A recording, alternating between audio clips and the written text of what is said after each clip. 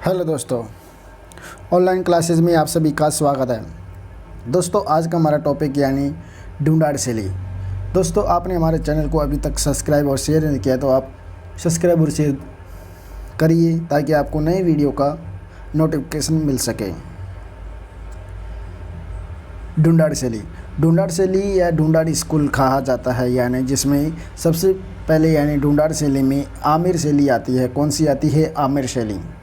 आमिर शैली का स्वर्णकाल या प्रारंभ यानी राजा मानसिंह का माना जाता है। किसे माना जाता है? यानी आमिर शैली का प्रारंभ राजा मानसिंह के काल में प्रारंभ हुई थी। किसके काल में? राजा मानसिंह के काल में आमिर शैली प्रारंभ हुई थी। इसका प्रमुख चित्र ग्रंथ यानी रजनामा या यशोधरा का किया गया था। किसे? रजनामा या यशोधरा का इसमें किया गया। आमिर शैली का प्रारंभ यानी राजा मानसिंह के काल में प्रारंभ मानी जाती है। इसके प्रमुख चित्रकार यानी प्रमुख चित्र रजनामा या यशोधरा माना जाता है। किसे माना जाता है? रजनामा या यशोधरा माना जाता है। उसके बाद आता है हमारे यानी महाराजा मिर्ज़ा राजा जयसिंह के काल में आमिर शैली में सर्वाधिक कृष्ण लीला का चित्रण किया गया था। किसका किया गया था? कृष्ण लीला का चित्रण किया गया था। आमिर शैली का प्रारंभ राजा मानसिंह के काल को माना जाता है। राजा मानसिंह के काल में आमिर शैली प्रारंभ हुई थी। इसके प्रमुख चित्र ग्रंथ कौन कौन से हैं? रजनामा या यशोधरा को माना जाता है। किसे? रजनामा या यशोधरा को माना जाता है। मिर्ज़ा राजा जयसिंह में यानी आमिर शैली में सर्वाधिक कृष्ण लीला का चित्रण हुआ था, जिसमें रानी चंद्रावती के लिए बिहारी सतसई ग्रंथ का चित्रण करवाया गया था। कौन सी? यानी बिहारी सतसई ग्रंथ का चित्रण करवाया गया था। मिर्ज़ा राजा जयसिंह के काल में कृष्ण लीला का सर्वाधिक चित्रण आमिर शैली में किया गया था। किसके लिए? रानी चंद्रावती के लिए। किसके लिए? रानी चंद्रावती के लिए बिहार सतसई ग्रंथ का चित्रण किया गया था। आमिर शैली की प्रमुख विशेषताएं कौन कौन सी है? आमिर शैली की प्रमुख विशेषताएं यानी इसमें सर्वप्रथम मुग़ल प्रभाव पड़ा हुआ था। क्या पड़ा था इसमें? आमिर शैली में सर्वाधिक यानी मुग़ल प्रभाव पड़ा हुआ था। क्या पड़ा हुआ था? मुग़ल प्रभाव। आमिर शैली की प्रमुख विशेषताओं में सबसे पहली विशेषता आती है यानी इसमें मुग़ल प्रभाव पड़ा हुआ था। आमिर शैली में प्राकृतिक रंगों का प्रयोग किया गया था। किसका? प्राकृतिक रंगों का प्रयोग आमिर शैली में किया गया था। और दूसरी बात, इसमें भित्ति चित्रण भी किया गया था। किसका? भित्ति चित्रण भी किया गया था। यानी आमिर शैली का प्रारंभ राजा मानसिंह के माना जाता है, जिसमें रजनामा और यशोधरा नामक का चित्रण या चित्र ग्रंथ किया गया है। और मिर्ज़ा राजा जयसिंह में कृष्ण लीला का सर्वाधिक चित्रण किया गया था, जिसमें रानी चंद्रावती के लिए बिहारी सतसई ग्रंथ का चित्रण करवाया गया है।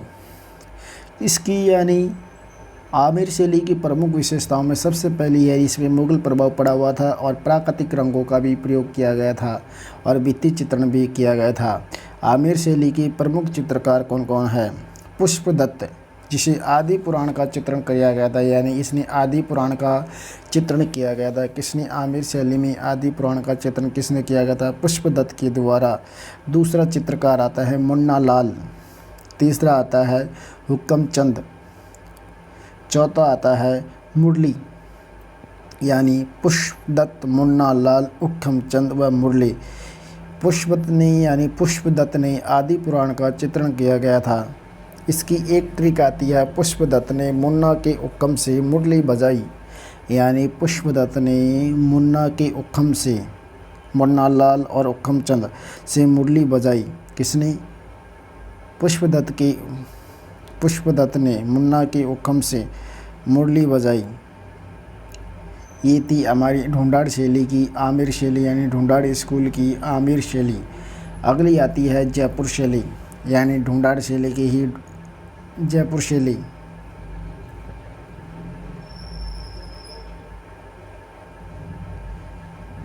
जयपुर शैली में यानी सवाई जयसिंह के काल में प्रारंभ हुई थी। किसके काल में? सवाई जयसिंह के काल में जयपुर शैली का प्रारंभ हुआ था। किसके काल में? सवाई जयसिंह के काल में जयपुर शैली का प्रारंभ हुआ था, जिसमें सूरत खाना का निर्माण करवाया गया था। किसका निर्माण कराया गया था? यानी सूरत खाना का निर्माण करवाया गया था।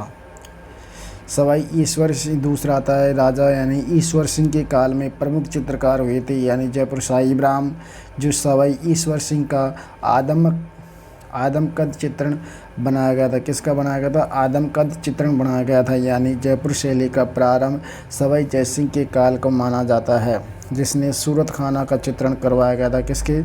सूरत खाना का चित्रण करवाया गया था। उसके बाद आती है हमारी यानी सवाई ईश्वर सिंह। सवाई ईश्वर सिंह के प्रमुख चित्रकाल में यानी प्रमुख चित्रकार कौन थे? साहिब राम। कौन थे? साहिब राम माना जाता है। यानी प्रमुख चित्रकार किसे माना जाता है? साहिब राम। ये सवाई ईश्वर सिंह के काल में एक चित्रकार हुआ था साहिब राम, जिसने सवाई ईश्वर सिंह ने आदमकद चित्रण यानी सवाई ईश्वर सिंह का चित्रण बनाया गया था, जो वर्तमान में सिटी पैलेस में उपलब्ध है। कहाँ पे? सिटी पैलेस वर्तमान जयपुर में है। जो आदमकद का चित्रण बनाया गया था, जो वर्तमान में कहाँ है? सिटी पैलेस में उपलब्ध है। दूसरा प्रमुख चित्रकार आता है लालचंद।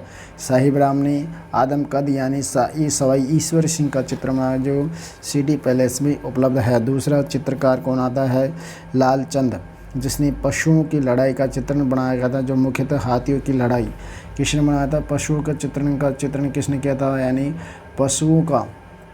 पशुओं की लड़ाई का चित्रण यानी लालचंद के द्वारा किया गया था। किसके द्वारा? लालचंद के द्वारा, जिसमें प्रमुख चित्र आता है हाथियों का। कौन सी? हाथियों की लड़ाई का। कौन आता है? हाथियों की लड़ाई का। पशुओं की लड़ाई का चित्र, जो हाथियों की लड़ाई का चित्र किसने किया था? लालचंद के द्वारा किया गया था, यानी साहिब राम के द्वारा था। यानी सवाई ईश्वर सिंह का आदमकद चित्रण बनाया गया था। उसके बाद आता है जयपुर शैली में सवाई प्रताप सिंह। सवाई प्रताप सिंह के काल को जयपुर शैली का स्वर्ण काल माना जाता है। यानी सवाई प्रताप सिंह के काल को जयपुर शैली का स्वर्ण काल माना जाता है। उसके बाद आता है सवाई राम सिंह सेकंड। सवाई राम सिंह सेकंड के काल में यानी मदरसा ए हुनरी की स्थापना की गई थी। किसकी? यानी मदरसा ए हुनरी की स्थापना की गई थी। किसकी की गई थी? मदरसा ए हुनरी की स्थापना की गई थी। यानी मदरसा ए हुनरी की स्थापना की गई थी। किसके काल में? सवाई राम सिंह के काल में। सवाई राम सिंह के काल में मदरसा ए हुनरी की स्थापना की गई थी। महाराजा या राजस्थान स्कूल ऑफ क्रॉफ्ट भी कहा जाता है। यानी मदरसा किसके काल में? सवाई राम सिंह की सेकंड के काल में मदरसा ए हुनरी की स्थापना की गई थी, जिसे Rajasthan school of art and craft भी कहा जाता है या Maharaja school of arts and craft भी कहा जाता है। लेकिन वर्तमान में राजस्थान स्कूल ऑफ आर्ट्स क्या कहते हैं? Rajasthan school of art and craft कहा जाता है। किसी मदरसा ए हुनरी की यानी मदरसा ए हुनरी को कहा जाता है, जो कहाँ है? जयपुर शैली में। जयपुर शैली की प्रमुख विशेषताएं कौन कौन सी है? इसमें प्रमुख रंग यानी हरा प्रयोग किया गया था। कौन सा? हरा, लाल, पीला और केसरिया रंग का प्रयोग किया जाता है। इसमें से भी प्रमुख कलर यानी जयपुर शैली का प्रमुख कलर हरा रंग माना जाता है। कौन सा? यानी हरा रंग माना जाता है। इसमें जयपुर शैली में वृक्ष यानी पीपल वृक्ष का चित्रण किया गया है। जयपुर शैली में पीपल वृक्ष का चित्रण किया गया है। और जयपुर शैली में यानी अश्व पशु का चित्रण किया गया है। अश्व पशु पक्षी यानी मोर का चित्रण कहाँ पे किया गया है? जयपुर शैली में किया गया है। जयपुर शैली में रंग यानी हरा, लाल, पीला एवं केसरिया, जिसमें से प्रमुख यानी हरा रंग है। कौन सी शैली का? जयपुर शैली का। प्रमुख वृक्ष है आम, प्रमुख पशु है अश्व, प्रमुख पक्षी है मोर। सर्वाधिक मुगल प्रभाव पड़ा था और इसमें आदमकद चित्रण, उद्यान चित्रण व भित्ति चित्रण का प्रयोग किसमें किया गया? जयपुर शैली में किया गया है। यानी जयपुर शैली में आदमकद चित्रण, उद्यान चित्रण और भित्ति चित्रण और सर्वाधिक मुगल प्रभाव यानी जयपुर शैली में पड़ा हुआ था। कौन सी शैली में? जयपुर शैली में सर्वाधिक मुगल का प्रभाव पड़ा था। मुगलों का प्रभाव कौन सा? मुगल शैली का प्रभाव कहाँ पे पड़ा था? सर्वाधिक जयपुर शैली पे पड़ा हुआ था। इसके प्रमुख चित्र है फ़कीर को भिक्षा देती स्त्री का चित्रण। यानी फ़कीर को जयपुर शैली के प्रमुख चित्र कौन कौन से हैं? फ़कीर को भिक्षा देती स्त्री का चित्रण किया गया है। और कुरान प्रति शहजादी का भी चित्रण जयपुर शैली में किया गया, यानी कुरान प्रति शहजादी का चित्रण जयपुर शैली में किया गया है। कौन सी शैली में? जयपुर शैली में किया गया है। कुरान प्रति शहजादी का चित्रण यानी कहाँ पे किया गया, यानी कुरान प्रति शहजादी का चित्रण जयपुर शैली में किया है। कौन सी शैली में? जयपुर शैली में। और फ़कीर को भिक्षा देती हुई स्त्री का चित्रण जयपुर शैली में किया गया है। इसके प्रमुख चित्रकार आते हैं यानी कुशाल सिंह, हुक्मा और चिमना। कुशाल, हुक्मा और चिमना कौन कौन आते हैं? कुशाल आते हैं, जिसमें सबसे इम्पोर्टेंट आने कुशाल आते हैं। कौन आते हैं?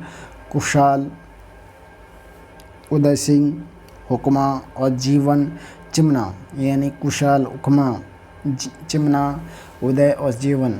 इसके प्रमुख चित्रकार इम्पोर्टेंट है कुशला। कौन सा? कुशला।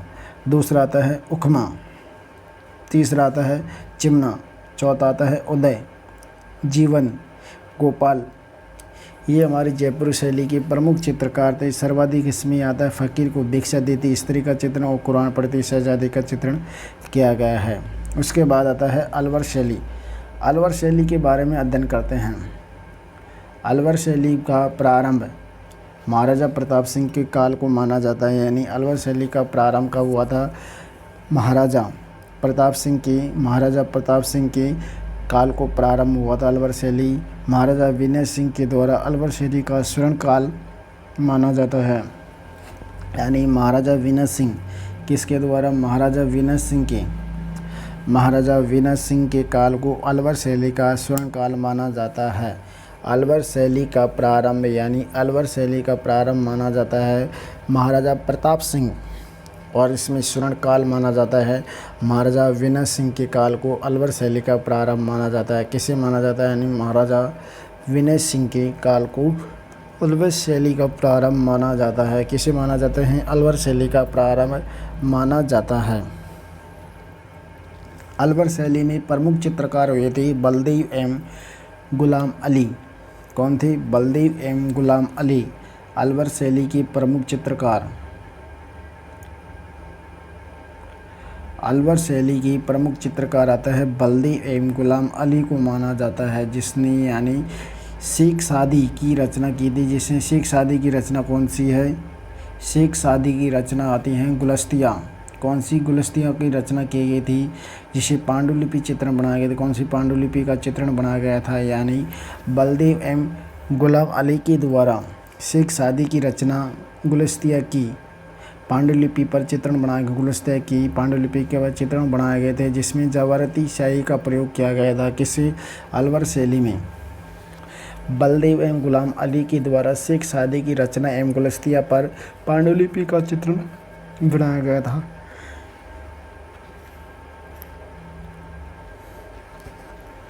जिस पर जवारती शाही का प्रयोग किया गया था। किसका? जवारती शाही। जवारती शाही वो होती है जो आभूषणों पे चढ़ाई जाती है, यानी उस शाही का प्रयोग किया गया था। उसके बाद आता है महाराजा शिवदान आता है। शिवदान सिंह के द्वारा काम शास्त्र पर सर्वाधिक चित्रण किया गया था। किसके द्वारा? काम शास्त्र पर सर्वाधिक चित्रण महाराजा शिववादन के द्वारा किया गया था। कौन से के द्वारा? महाराजा शिववादन के द्वारा किया गया था। महाराजा शिववादन प्रमुख अलवर शैली के प्रमुख यानी प्रारंभ प्रताप सिंह विनय सिंह के द्वारा अलवर शैली का स्वर्णकाल माना जाता है। क्या माना जाता है? स्वर्णकाल माना जाता है, जिसमें प्रमुख बलदेव गुलाम अली के द्वारा शेख सादी की रचना यानी गुलस्तियाँ पर पांडुलिपि का चित्रण किया गया था, जिसपे जवारती शाही का भी प्रयोग किया गया था। उसके बाद यानी महाराजा शिवदान आता है, जिसमें कामसूत्र पर प्रयोग किया था। किस पे किया? यानी कामसूत्र पर सर्वाधिक चित्रण किया गया। किस पर? कामसूत्र पर सर्वाधिक चित्रण किया गया है। इसके प्रमुख चित्रकार आते हैं मूलचंद के द्वारा हाथी दांत पर चित्रण बनाया गया था। किस पर? यानी इसकी महाराजा शिववादन के काल का प्रमुख चित्रकार कौन है? मूलचंद आता है। कौन आता है? मूलचंद, जिसने हाथी दांत पर चित्रण बनाए थे। किसने? हाथी दांत पर चित्रण किसने बनाया था? मूलचंद के द्वारा बनाए गए थे। किसने बनाया था? मूलचंद के द्वारा बनाया गया था। महाराजा शिववर्धन सिंह के द्वारा कामशास्त्र पर सर्वाधिक चित्रण यानी किसके द्वारा बनाया गया था, यानी प्रमुख चित्र यानी मूलचंद व हाथी दांत का चित्रण बनाया गया था। किसने बनाया था? हाथी दांत का चित्रण बनाया गया था। इसके अलवर शैली की प्रमुख विशेषताएं कौन कौन सी है, जिसमें हरा रंग का प्रयोग यानी जयपुर और अलवर शैली में हरा रंग का प्रयोग किया गया था। कौन से रंग का? हरा रंग का प्रयोग किया गया था। जयपुर व अलवर शैली में कौन सी शैली में? जयपुर शैली में भी हरा रंग का ही प्रयोग किया गया था। इसमें भी अलवर शैली में भी हरे रंग का ही प्रयोग किया गया। कौन सी शैली का? हरा रंग का प्रयोग किया गया। जैसे उज्ज्वल व चिकने रंगों का भी प्रयोग अलवर शैली में किया गया है, यानी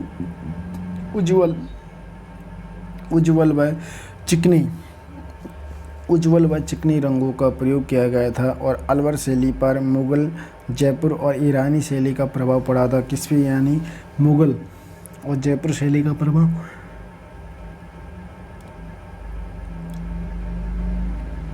और ईरानी शैली का प्रभाव पड़ा था। यानी अलवर शैली पर मुगल, जयपुर व प्लस ईरानी शैली का प्रभाव पड़ा हुआ था।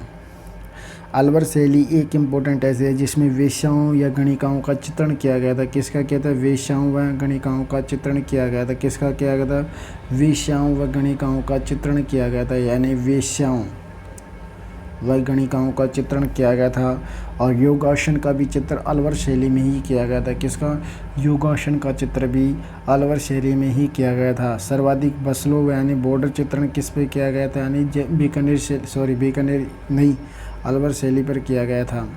सर्वाधिक बसलों या बॉर्डर शैली का चित्रण, यानी बसलों किसे कहते हैं? बॉर्डर को कहा जाता है, जिस पर सर्वाधिक चित्रण बसलों का चित्रण यानी अलवर शैली में कहा गया था। योगासन चित्रण यानी अलवर शैली पे किया गया था। और सर्वाधिक वेश्याओं या चित्रण या गणिकाओं का चित्रण अलवर शैली पर किया गया था। हाशिए में बूटे के बनाने की चित्रण कहाँ पे किया गया था? हाशिए में बूटे बनाने का चित्रण ओनली अलवर शैली में किया गया था। कहाँ पे? अलवर शैली में हाशिए पर बूटे बनाने की का प्रयोग किया गया था। किसका? हाशिए में बूटे बनाने का चित्रण यानी अलवर शैली में ही किया गया था। इसके प्रमुख चित्रकार यानी अलवर शैली की प्रमुख चित्रकार कौन कौन से हैं? अलवर शैली के प्रमुख चित्रकार आते हैं छोटे लाल। कौन आते हैं? छोटे लाल, जमनालाल दास यानी जमना दास और शालिग्राम और बख्शाराम और नंदराम। यानी अलवर शैली की प्रमुख चित्रकार कौन हैं? छोटे लाल, जमना दास, शालिग्राम, बख्शाराम, नंदराम। ये अलवर शैली के प्रमुख चित्रकार माने जाते हैं। क्या माने जाते हैं? अलवर शैली की प्रमुख चित्रकार माने जाते हैं। किसे माने जाते हैं? अलवर शैली के प्रमुख चित्रकार माने जाते हैं। उसके बाद आती है हमारी उनियारा। कौन सी शैली? उनियारा शैली या टोंक शैली। उनियारा या टोंक शैली। ढूंढाड़ शैली की चौथी शैली कौन सी आती है? उनियारा या टोंक शैली, जो जयपुर प्लस बूंदी शैली से प्रभावित है। किससे? यानी जयपुर और बूंदी शैली से प्रभावित मानी जाती है। कौन सी? उनियारा या टोंक शैली को माने जाते हैं।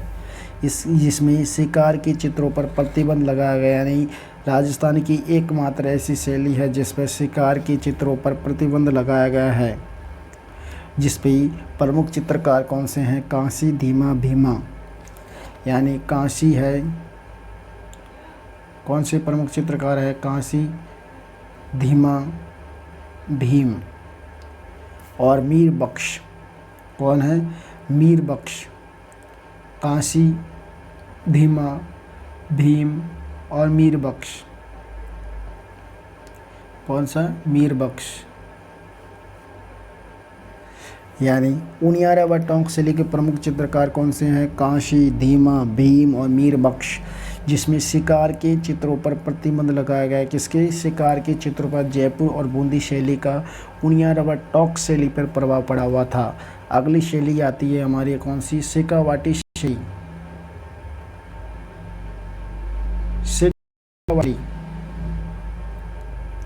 शेखावाटी शैली। शेखावाटी शैली में सर्वाधिक चित्रण यानी भित्ति चित्रण किया गया है। कौन सा? भित्ति चित्रण किया गया है। यानी शेखावाटी शैली में सर्वाधिक यानी भित्ति चित्रण किया गया है। भित्ति चित्रों की पणा कहा जाता है। यानी शेखावाटी शैली को भित्ति चित्रों की पणा भी कहा जाता है। क्या कहते हैं? पणा। भित्ति चित्रों की पणा भी कहा जाता है। किसे कहा जाता है? यानी शेखावाटी शैली को भित्ति चित्रों की पणा कहा जाता है। यानी शेखावाटी शैली में एकमात्र सर्वाधिक भित्ति चित्रों का प्रयोग किया गया जिसमें भित्ति चित्रों को पणा कहा जाता है। इसमें नीला रंग का प्रयोग किया गया था। यानी शेखावाटी शैली में प्रमुख यानी कौन से कलर का? नीले कलर का प्रयोग किया गया था, जिस पर कंपनी शैली से प्रभावित हुई थी। यानी शेखावाटी शैली कंपनी शैली से प्रभावित हुई थी। किसी कंपनी शैली से प्रभावित हुई थी? शेखावाटी की राजस्थान की शेखावाटी का राजस्थान की ओपन आर्ट गैलरी भी कहा जाता है। यानी शेखावाटी शैली को राजस्थान की ओपन आर्ट गैलरी भी कहा जाता है। क्या कहते हैं? ओपन आर्ट गैलरी भी कहा जाता है। यानी शेखावाटी शैली में सर्वाधिक भित्ति चित्रों का प्रयोग किया गया। कलर यानी नीले रंग का प्रयोग किया गया था, जिसे भित्ति चित्रों को पणा कहते हैं, और जिसपे कंपनी शैली का सर्वाधिक प्रभाव पड़ा था। और शेखावाटी शैली पर राजस्थान की ओपन आर्ट गैलरी भी कहा जाता है। किसी शेखावाटी शैली को? शेखावाटी शैली के भित्ति चित्रों में लोक जीवन की झांकियाँ दिखाई देती है। क्या देती है? लोक जीवन की झांकियाँ भी दिखाई देती है। यानी शेखावाटी शैली में भित्ति चित्रों में यानी लोक जीवन की झांकियाँ दिखाई देती है। क्या देती है? लोक जीवन की झांकियाँ दिखाई देती है। किसे देती है? लोक जीवन की झांकियाँ भी शेखावाटी शैली में देखने को मिलती। किसमें? शेखावाटी शैली में देखने को मिलती है। इस प्रकार ये हमारी ढूंढाड़ शैली यहाँ पे ख़त्म होती है। दोस्तों आपको हमारा वीडियो अच्छा लगे तो आप इसे अधिक और शेयर और सब्सक्राइब ज़रूर करना दोस्तों। अब पढ़ेंगे हम अगली आती हमारी शैली है हाड़ौती शैली। कौन सी? हाड़ौती शैली।